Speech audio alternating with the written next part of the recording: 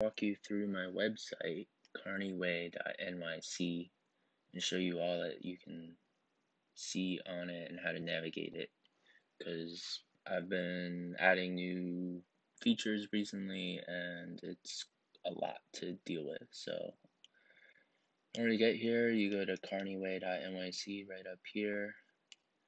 There's a home, a little bit of info here. This is me. So there's a carnivorous way of eating guide here with some great tips, some what not to eat, and results of a poll of 300 carnivores I did with some questions. You can go through that. So I have a bunch of science blog posts. These are kind of retrofitted from Reddit when I made wiki pages. They're pretty static pages. I don't change them often, and they're not that interesting compared to what is here. So here is databases, and each one of these links to a collection that I can edit in a database, basically. And here's the facultative carnivore reasons, which I do need to update, but basically you can open up each one. You can see there's a full link up here. You can share this.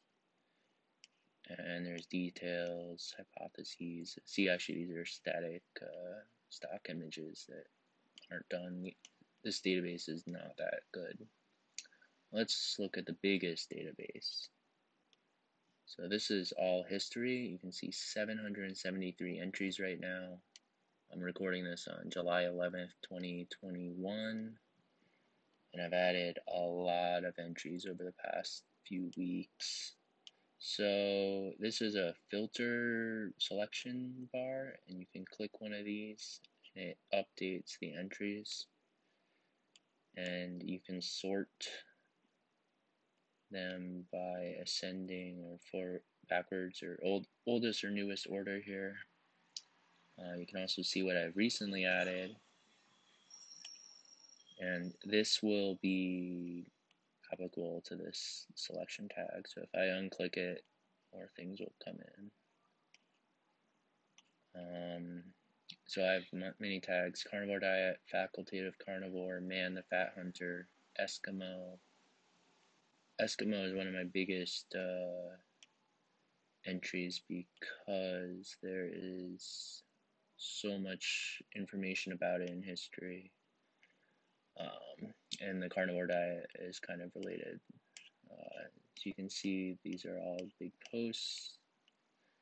In each one you can click on this link and it opens up a more detailed history event with a much bigger image. These are all the topics that the carnivore entry applies to. And right here we have a bug. This text these links should be under this thing. I will edit this later. But if the link works, actually, no, I don't have this book in my database, that's why it's there. And I don't have a person on that. But you can go through historical events here one by one. This is kind of a nice random way to go.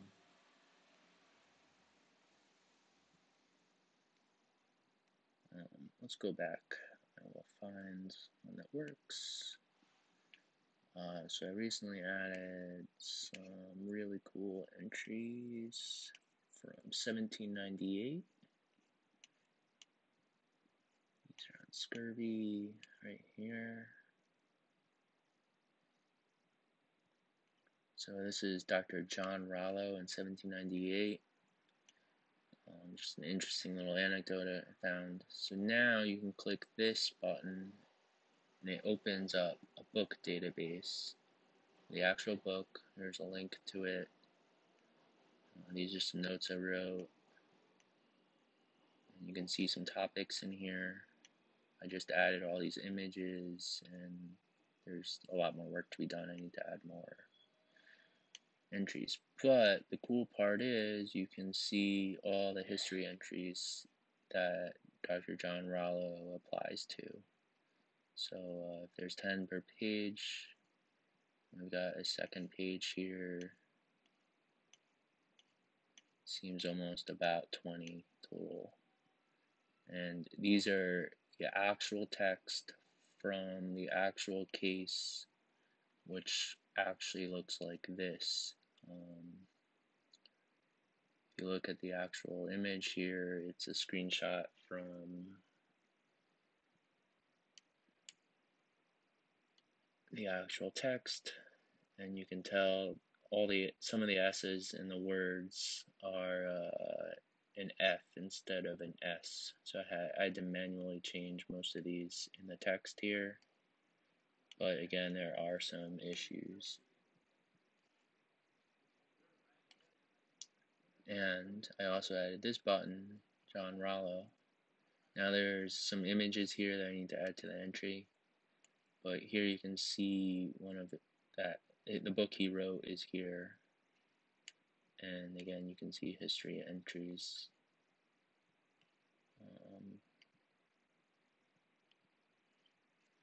Okay, let's check out ancient history.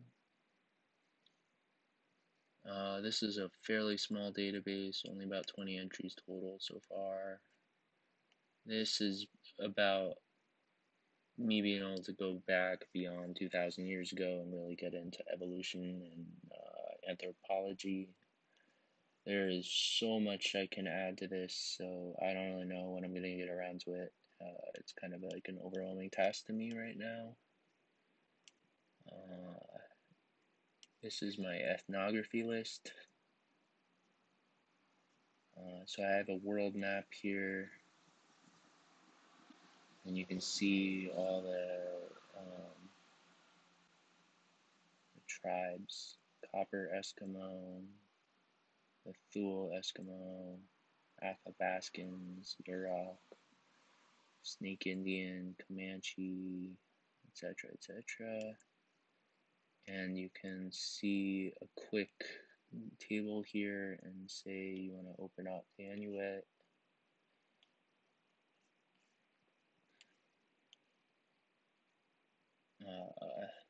This opens up a page, and I basically guessed some numbers here on how much they fish hunt and what their macronutrients look like.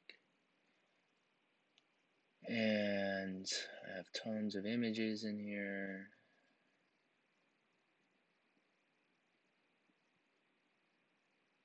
Go through them. That's a polar bear. Skinning a seal. Eating something. Cooking a caribou or something.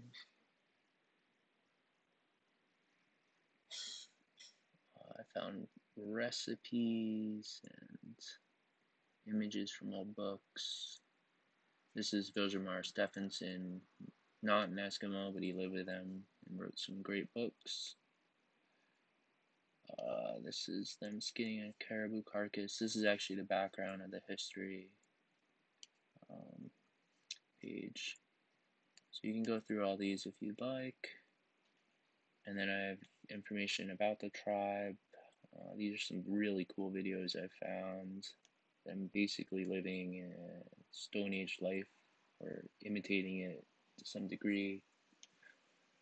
And then I have importance of animal products, and I try and summarize it or add full detail. This is text cut from some PDF cooking book, basically, and you can see it's not all good. There's Crisco and berries and stuff in it, but I didn't want to cut too many corners. Here's some interesting quotes from random books: Weston Price, Fat of the Land. importance of plants, etc. And then I have a transition to industrialized food products. This needs more work, but a lot of the history entries kind of cover these topics because, yeah. So here we have more history entries that relate to the topic around. So this is Inuit. So it actually searches my history database and finds all instances of Inuit. And then if they pop up, they come in here. You can see the ages, etc.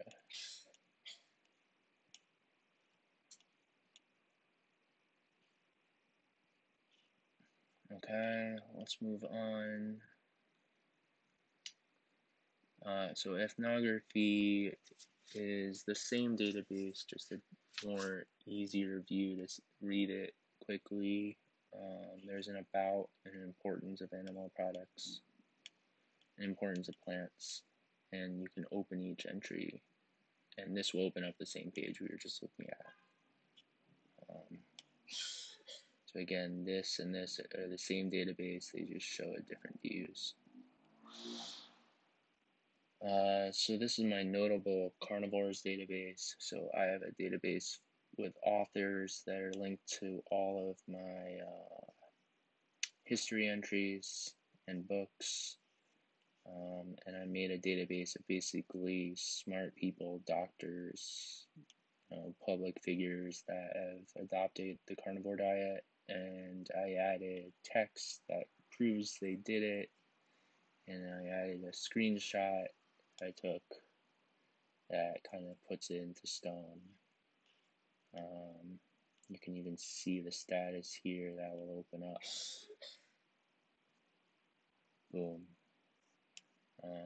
Now these could always be improved, but you can have like their type of jobs and etc. This is a dead doctor, but he prescribed carnivore. This is our friend Amber O'Hearn. Websites here, etc. Right.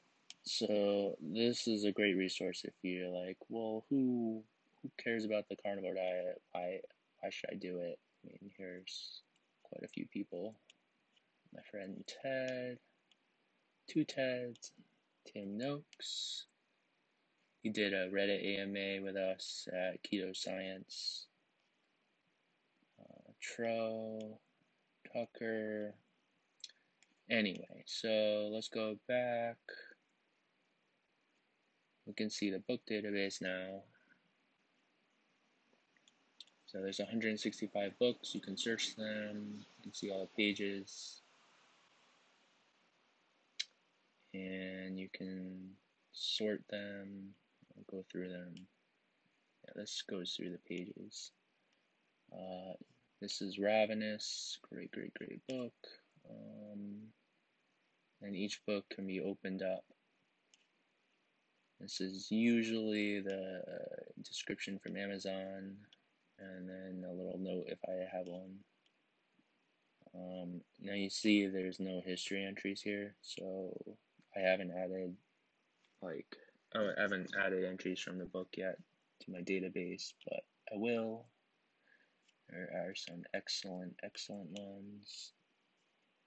We can go back to the books, and I can show you what lots of entries look like on there. Yeah, actually, let's just. There's again filters for all this stuff too. So you want to see the carnivore diet.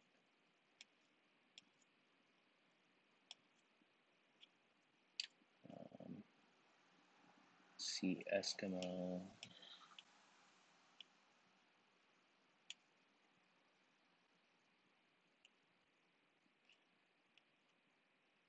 Excellent. So yeah, history entries.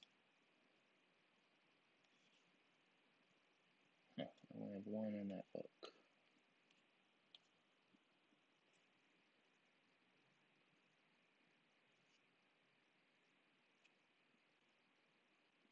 We can go back.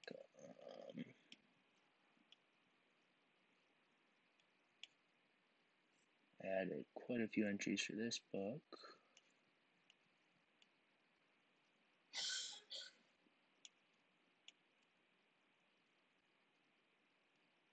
These are full quotes from the text. I did not want to change them to change their meaning. They are mountain children, these with deep, wide chests and powerful limbs and a glow with vitality. You just can't change that, right? Alright, so that's kind of how that all links. Let's look at plant nutrients really fast. This is a database that I tried to add all the interesting chemicals in plants that may be toxic in different ways. There could be a lot more added, but I have images of each one. Here's a bunch of good info here.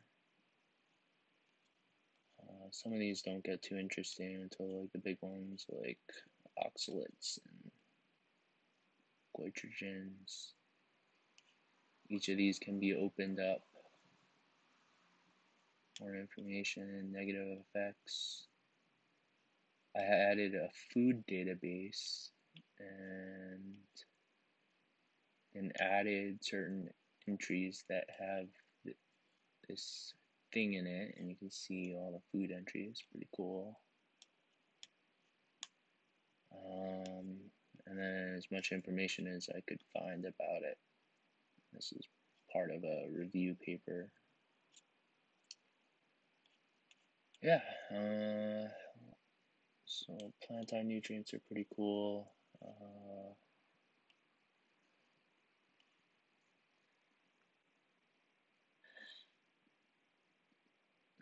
Salicylates, saponins, phytoestrogens. Yeah, let's look at oxalates.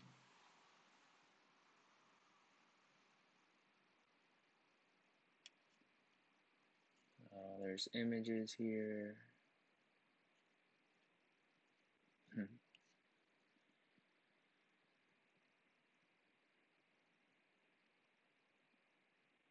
Those are the crystals in the cells.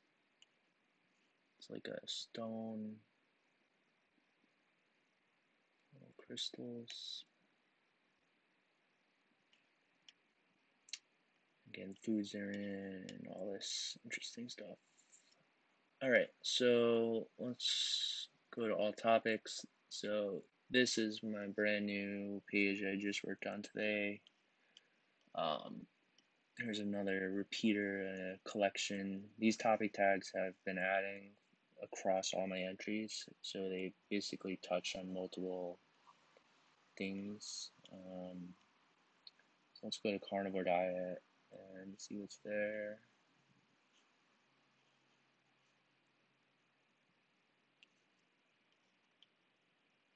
So I have this big image, and you can navigate between other topic tags. But here's a recent history. This is all the entries in my history database dedicated to the carnivore diet. So again, like instead of clicking the selection tag on the all history page, you could also come here and see them all. And there's also an ancient history database linked to this tag. Now this this database doesn't have many entries, so a lot of the other topics don't have many things. But depending on the topic, sometimes it's only in the past like this.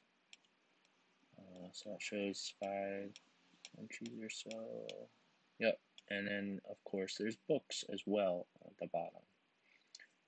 So there's an image, the title, and the published date, and you can open each book, see what's in there. Did you know Walt Whitman advocated a carnivore diet? Yep, 1856. Don't have any history entries because I think the whole interesting part is in here. Oh, actually, there is an entry.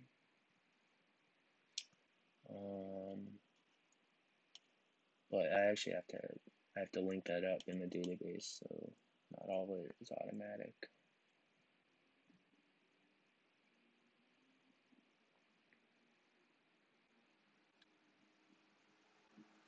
Now this is one of my best posts on the website. This is from Cantoni in 1870, and he did a case series of diabetes and used an all-meat diet to cure or mitigate or help or do whatever you could for people. And now all these entries are in here, so you can save this link and have them all in hand. So those are all my databases. That's the bulk of the website. There's some other static pages with images. Here's a more dedicated oxalate page. There's a dedicated seed oil chain page. Fiber is a really fascinating topic. Bunch of videos. What about fiber? Fiber fantasy. Some useful links, abstracts, people talking. There's a lot of stuff in here.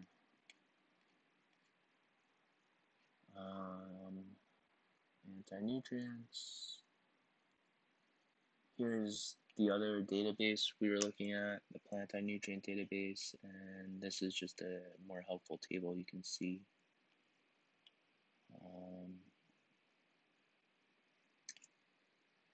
And then about me, you can contact me on Twitter. Oh, that's how it is.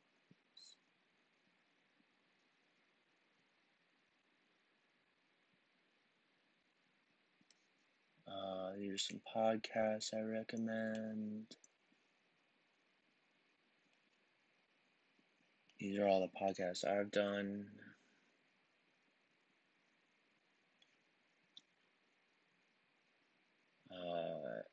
I made a video on why you should join Ketoscience. It's a really great subreddit I help maintain, and there's a whole long guide on how to use it, kind of like I've made that here. Here's some quick links. Here's some images of surveys I took, what animal foods you're eating.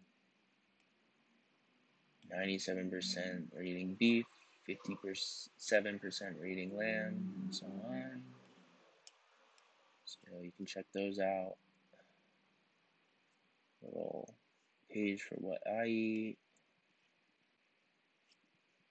And I think that's a pretty good summary of the website. Remember, you can check the databases here. You can see these links. There's Facebook comments on most of the posts. This, you can even drag this to a year, and it changes the filter to see that 5-year span.